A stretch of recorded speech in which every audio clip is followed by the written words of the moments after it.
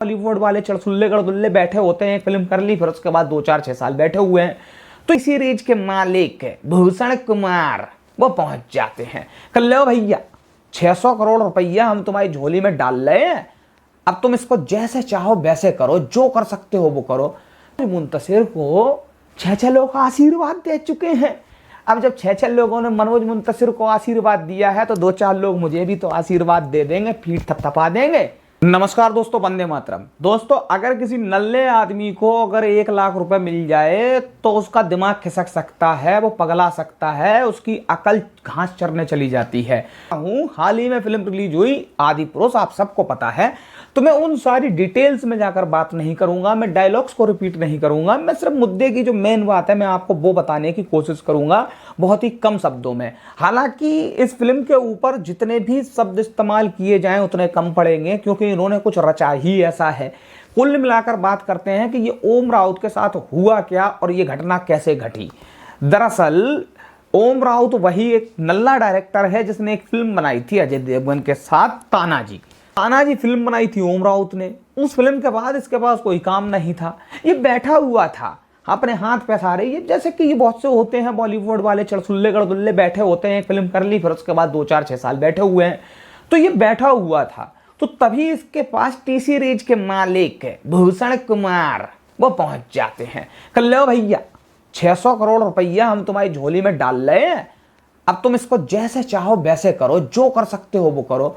तो भैया किसी भी एक नल्ले टाइप के आदमी के पास बैठे बैठाए 600 करोड़ रुपए आ जाएं, 600 करोड़ समझ रहे हो आप, यहाँ भाई साहब 6 लाख रुपए में ही पता नहीं कितने सपने सज जाते हैं यार। आईफोन लेंगे, वो वाली यार ये कार लेंगे, वो लेंगे, 600 सब छोड़ो, लेकिन 600 करोड़ रुपए मिलते ही भाई साहब एकदम बाल खड़े, जैसे देख रहा ना बाल खड़े एकदम ओम राउत के कि ये क्या हुआ भाई साहब, 600 करोड़ रुपए भूषण कुमार ने दे दिए। बस वहां से ये जर्नी शुरू होती है।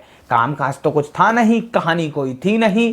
अब कहानी इसके पास कोई थी नहीं और मनोज मुंतशिर शुक्ला कहें कि मुंतशिर कहें समझ नहीं आता। वो ये कहता है जी न्यूज के इंटरव्यू में कि ओम राउत ने बहुत बरसों तक रिसर्च की है आदिपुरुष की कहानी बनाने के लिए, कहानी लिखने के लिए, स्क्रीन प्ले लिखने के लिए, जो कि बिल्कुल निहायती बकवास और झूठ बात लगती है।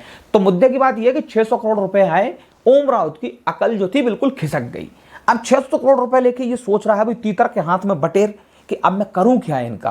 तो इसने सोचा कि रामायण के ऊपर फिल्म बनाते हैं, हिंदुओं का देश है, भारत में सनातन की बातें होती हैं, मैं भगवान का नाम जोड़ दूंगा, राम का नाम जोड़ दूंगा, हनुमान का नाम जोड़ दूंगा, लोग दौड़े दौड़े आएंगे सिनेमा हॉल्स की तरफ। हालांकि युवा भी यही, लोग अपने भगवान की आस्था में विश्वास रखते हुए इस फिल्म को देखने के लिए गए, लेकिन ये अपना वहां पर बिजनेस गिना रहे हैं, एक के बाद एक ट्वीट चैंप रहे हैं और बिजनेस गिना रहे हैं, आप समझो। तो इसने सोचा है कि मैं राम जी के ऊपर फिल्म बनाता हूं, रामायण के ऊपर बनाता हूं, क्योंकि कहानी तो थी नहीं।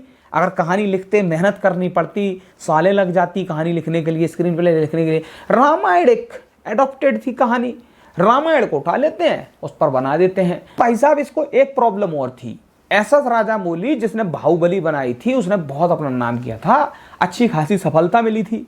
तो इसको ये खुन्नस थी, ये चुल थी कि एस.एस. राजामौली से आगे निकलना चाहता था। समझ रहे हैं आप, कि कुछ ऐसा करना चाहता था कि एस.एस. राजामौली को पीछे छोड़ दे। वही होता है कि ओवर कॉन्फिडेंस का मारा समझ जाओ कहां गिरता है आप। तो इसने क्या किया कि अगर एस.एस. राजामौली ने प्रभास को लेकर फिल्म बनाई थी तो मैं भी प्रभास को ले लेता हूं और फिल्म बन जाएगी हमारी, और बाहुबली से आगे निकल जाएंगे, एस.एस. राजामौली को पीछे छोड़ देंगे और पैसा कमाएंगे, नाम कमाएंगे और इतिहास के पन्नों में हमारा नाम दर्ज हो जाएगा। हुआ, इसका इतिहास के पन्नों में नाम दर्ज हुआ है, लेकिन वो किस रूप में हुआ है ये भी सबको पता है। तो इसने सोचा कि चलो प्रभास को लेते हैं, प्रभास को लिया इसने। अब एक बात इससे ये पूछो कि प्रभास को लेकर एस.एस. राजामौली ने फिल्म बनाई थी बाहुबली, वो एक राजा की कहानी थी, एक राजकुमार की कहानी थी। तुम राम के ऊपर फिल्म बना रहे हो यार, प्रभास को लेकर, मतलब श्री राम का लुक ही चेंज कर दिया।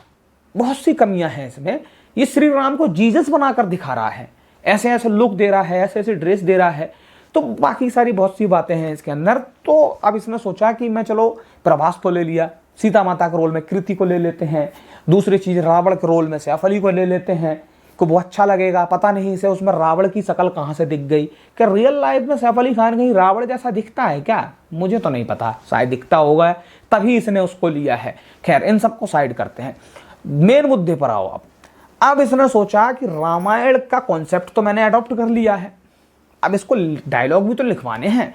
ज्ञान फैलाने वाला, हिंदुस्तान के युवाओं के दिल में अपनी जगह बनाने वाला, राइटिंग करने वाला, लिखने वाला, शेर व शायरी करने वाला, लोगों को अपनी तरफ आकर्षित करने वाला, अपने शब्दों के जरिए मनमोहित कर देने वाला, उसको मैं पकड़ लेता हूं, मनोज मुंतशिर को। और दूसरी चीज, मनोज मुंतशिर को 6 लोग आशीर्वाद दे चुके हैं।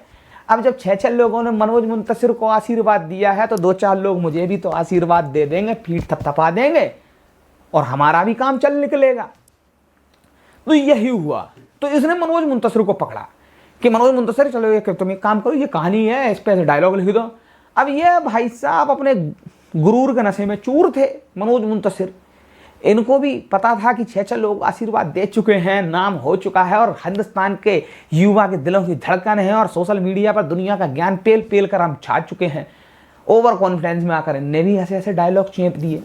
अब ये आपस में भिड़ रहे हैं कि स्क्रीन प्ले की बात चलती है तो मनोज मुंतशिर कहता है ओम राउत के पास जाओ, डायलॉग की बात चलती है तो वो कहता है मनोज मुंतशिर के पास जाओ, मतलब छीछा लेकर फजीता। समझिए आप बात को। तो ये कहानी यहां से शुरू हुई थी कि किसी नल्ले आदमी को 600 करोड़ रुपए जब मिल जाते हैं तो उसकी खोपड़ी ऐसे ही खिसक जाती है। अब ये 600 करोड़ रुपए की बात उठती है और सस्ते बिल्कुल 2 कौड़ी के 3rd क्लास VFX दिखाए जाते हैं।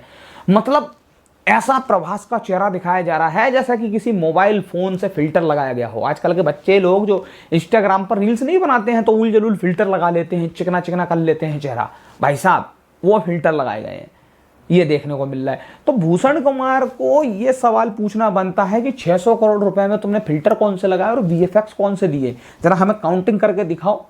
भूषण कुमार पूरा बजट चेक करें ना, क्या क्या हुआ और कैसे कैसे हुआ। अब वो भूषण कुमार की मर्जी है भाई साहब, इतना सारा पैसा है।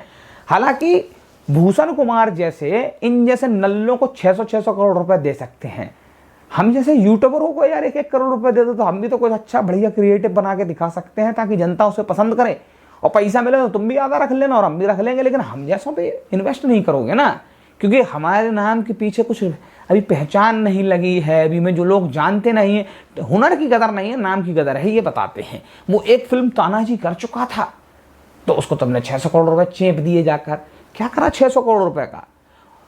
उसका बाद दोस्तों बेशर्मी इन लोगों की कि अपनी गलतियों को ना मानना, अपमान क्या हुआ, डायलॉग क्या हुए, क्या बोला, ये सबको पता है। मैं सिर्फ ये बता रहा हूं कि ये लोग इतने बेशरम हैं, इन्होंने अपनी गलती को नहीं माना है। तो ये हुआ है कि किसी नल्ले आदमी को अगर कहीं से 600 करोड़ रुपए मिल जाते हैं तो ऐसा ही होता है। तो दोस्तों आपको मेरी बातों में जरा भी सच्चाई लगी तो चैनल को सब्सक्राइब कर सकते हैं, वीडियो को लाइक कर सकते हैं, बाकी आपकी मर्जी है।